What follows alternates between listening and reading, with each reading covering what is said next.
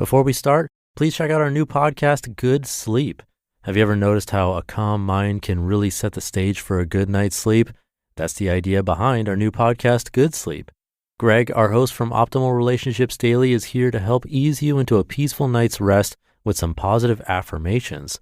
And these affirmations aren't just comforting, they can help ease anxiety and nurture positive thoughts, setting you up for true good sleep. So press play on Good Sleep tonight because a good tomorrow starts with a good night's sleep. Just search for Good Sleep in your podcast app and be sure to pick the one from Optimal Living Daily. It's a Minimalist Monday edition of Optimal Living Daily, episode 2931, Minimalist Lifestyle, 5 Life-Giving Truths from Years of Living with Less by Joshua Becker of Becoming Minimalist.com. And I'm Justin Malik. Happy Monday if you're listening in real time, and welcome to the podcast where I read to you, covering mental health and self-help topics like mindfulness, happiness, productivity, and minimalism, often on Mondays. And it is Monday, so let's get right to our Minimalist Monday post as we optimize your life. Minimalist Lifestyle, 5 Life-Giving Truths from Years of Living with Less by Joshua Becker of Becoming Minimalist.com. Quote, "The process of living seems to consist in coming to realize truths so ancient and simple that, if stated, they sound like barren platitudes." C.S. Lewis. The minimalist lifestyle is about living with only the things you need. Minimalists are free from the desire to buy and accumulate more. Instead, they find happiness in relationships and experiences. Memorial Day weekend years ago, I got my life back. I relived the scene 1,000 times. I woke up with a simple job to do: clean out the garage.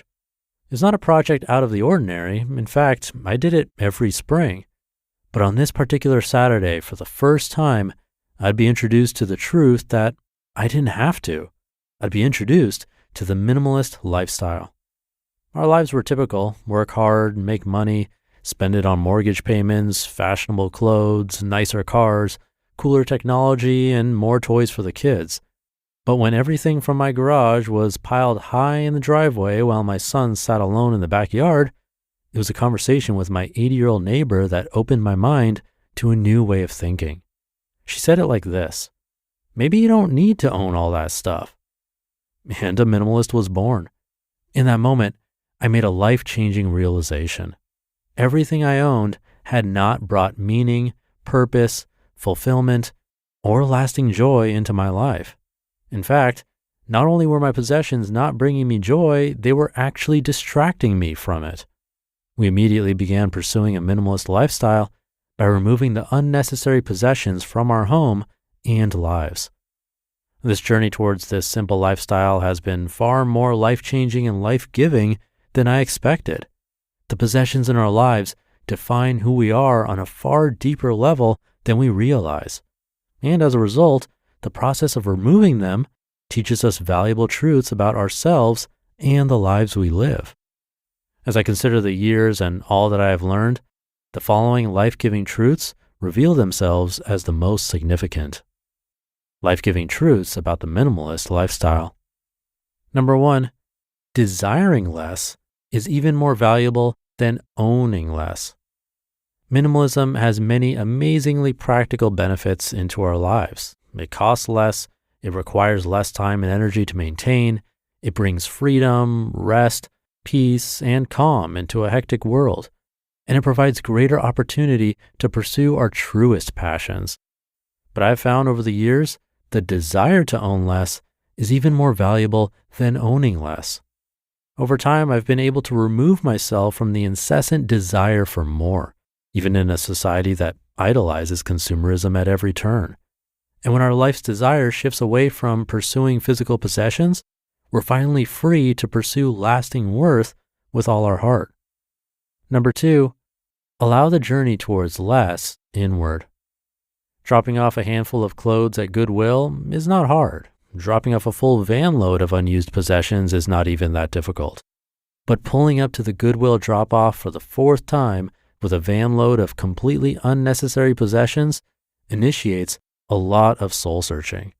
The journey toward minimalism runs through the heart and soul.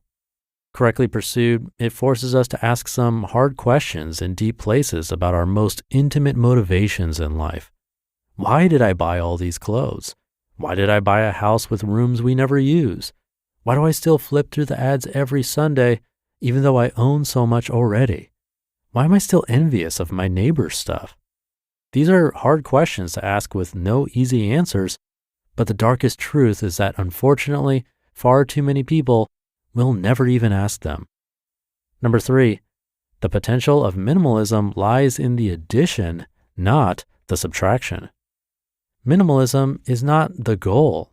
Minimalism is, after all, less about the things you remove and more about the things you add. The potential of minimalism lies in what you choose to pursue with your life in place of material possessions. Choose contentment, pursue gratitude and generosity, invest in relationships, grow spiritually, discover truth, and find purpose. Your life is far too valuable to waste chasing possessions, and you'll discover this life-giving truth as soon as you stop. Number 4, minimalism will always vary. I live with 33 articles of clothing, but Leo Babauta lives without a toaster, microwave, or paper towels. Sarah Wilson does the same. And Daniel Suelo lives without money. I'm very thankful for Leo, Sarah, and Daniel because I'm inspired by those who own less. They caused me to reevaluate my presumptions and strive towards even greater intentionality. But I've long since removed the comparisons. I am called to live a different life than them.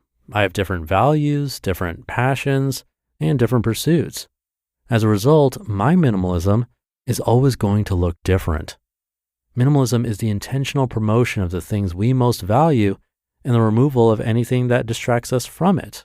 And by definition, this means minimalism will always look different. And number 5, we can change lives. We can change the world. I sat behind a computer screen years ago and started this blog with just a few keystrokes. It was to be nothing more than an online journal of my journey towards minimalism, but along the way, something unexpected happened. People started reading and found new life because of it. The inspiration continues to grow both through this blog and in my life. This is a far better way to live than most people realize. It is available to anyone who hears the message of living with less and chooses to accept it with their whole lives. May the invitation to a minimalist lifestyle continue to change lives and ultimately the world. This is my hope. You just listened to the post titled Minimalism Lifestyle, 5 Life-Giving Truths from Years of Living with Less by Joshua Becker of BecomingMinimalist.com. Thank you to Joshua. A good point that owning less is one thing, but actually desiring less is another totally different thing. Diana over on our other podcast, Optimal Finance Daily, says this a lot, that it's not just about having a car that's over a decade old. It's more about the fact that she doesn't even desire a new car. That's sort of the next level of minimalism. Because we can declutter a ton, but then if we're unhappy because we still want some type of luxury item, we kind of miss the point. It's not about removing items. It's about removing those wants that cause unnecessary suffering because we're constantly looking for more or the next dopamine hit. And then as Joshua pointed out, it's going to look different for everybody.